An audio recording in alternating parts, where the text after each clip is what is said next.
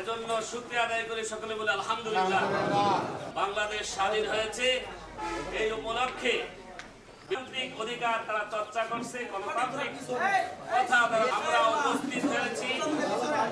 আমাদের বিয়ার মাধ্যমে আমাদের মধ্যমণি গোপালগঞ্জ তো ভাইয়ের বক্তব্য আগে আমরা কয়েকজনের কথা দিয়ে থাকেন, তারা আমাদের মধ্যে উপস্থিত হয়েছেন।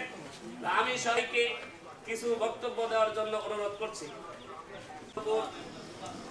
যেমন কিছু নাই, তবে আমরা যেখানে আছেন ভাবে ওপেনলি বলবেন যে এইটা না এইটা, প্রত্যেকের এই আশাবাদ ব্যক্ত করে আমি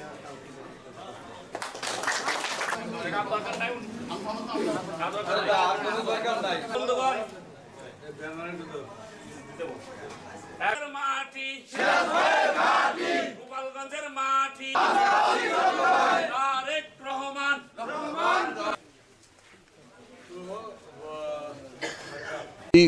আওয়ামী লীগ সরকারের দুঃশাসন, অন্যায়, অত্যাচার, মামলা থেকে মানুষ জর্জরিত হয়ে গেছিল। আমরা একটা কারাগারে বন্দী ছিলাম, পুরো বাংলাদেশের মানুষ সেই কারাগার থেকে আমরা মুক্তি পেয়েছি এবং তাদের নেত্রী তাদের কর্মীদের ফিরে, মন্ত্রীদের ফিরে পালিয়ে গেছে।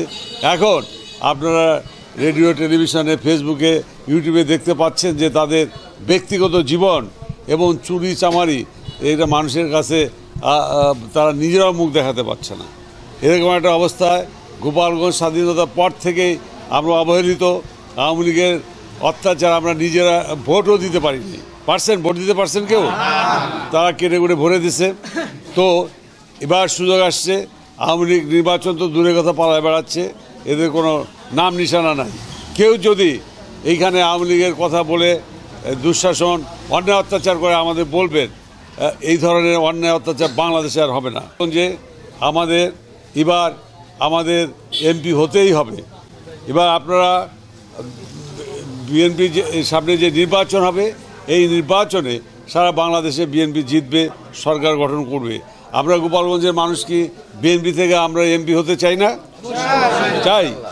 আমরা তো দরবেশের মতো ওই সেই বনানী যে হ্যান্ডশেকও করি, বাড়িও ঢোকা যায় না। কিন্তু আমাদের ওখানে যেতে হবে না, আমরা প্রত্যেকটা ইউনিয়নে, ওয়ার্ডে, বাড়ি বাড়ি যে মানুষের সাথে কথা বলবো, তাদের সেবা করব, তাদের সুখে দুঃখে আমরা থাকবো, তাদের সমস্যা দেখব। ইনশাল্লাহ আমি পরপর 3 বার নমিনেশন এখানে পেয়েছি, আসলে নির্বাচন করতে পারিনি। আমাদের হাজার হাজার কর্মী নেতা আছে, ভোট দিতে চায় কিন্তু দিতে পারে নাই। আমরা জোর করে না, আমরা এবার ইলেকশনেও ইনশাল্লাহ আপনাদের দোয়ায় নমিনেশন পাবো ধানের শীষ থেকে। এবং আপনারা যার যার ভোট শেষে দিবেন, যার যার ভোট শেষে দিবেন। আমরা জোর করে বা কেটে ভরে নিব না। আমরা গণতান্ত্রিক পরিবেশে ইলেকশন করব এবং সেই ইলেকশনে ধানের শীষে আমাদের জয়যুক্ত হতে হবে। সেজন্য কি করতে হবে? সেই জন্য এদের অন্যায়, অত্যাচার, অবিচার, এই যে লুণ্ঠন এবং ব্যক্তিগত চরিত্র এত জঘন্য।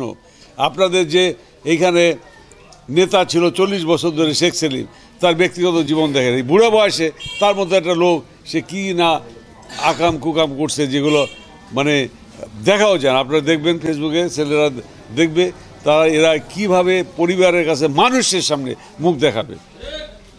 এটা মুখ দেখানোর মতো অবস্থা না। সেই জন্য এরা আসবো না সামনে। আপনাদের কাছে আমি বিনয়ের সাথে অনুরোধ জানাই, এখানে আমাদের ছোট ভাইরা যারা আছে তাদেরও বলি, প্রত্যেকটা বাড়ি যে ইয়াং এবং মা বোনদের বুঝাবা যে সামনে অল্প সময়ের মধ্যেই নির্বাচন হবে। সেই নির্বাচনে আমাদের বিএনপি ক্যান্ডিডেট হবে সিরাজ ভাই, তাকে ধানের শীষে ভোট দিয়ে আপনারা জয়যুক্ত করবেন।